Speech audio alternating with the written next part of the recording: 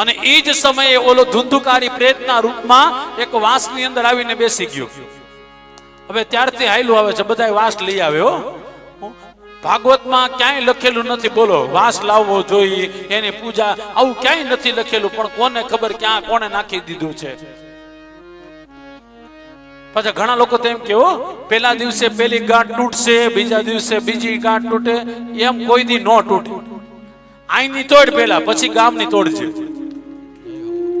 આઈના ઘણી બધી ગ્રંથિઓ જે આમનામ પડી છે ને આપણે ઈ તોડવી છે બધાને ભેગા થઈને. દાદા હું કથામાં બહુ જાગૃતતા લાવું છું લોકોના મનમાં.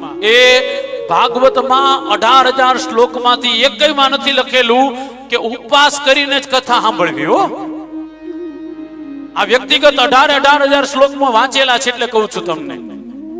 ભાગવતના 21 શ્લોકમાં એવું નથી લખેલું ઉપવાસ કરીને જ કથા સાંભળવી. હા, અલ્પાહાર કરવો. અલ્પાહાર શું કામે ભાઈ? તો કે નીંદર ન આવે, બગાસા ના આવે, લાંબા થઈને સુઈ ન જાવ, એટલા માટે ઓછું જમવું જોઈએ. બાકી ભૂખ્યું રહેવાનું ક્યાંય લખ્યું નથી.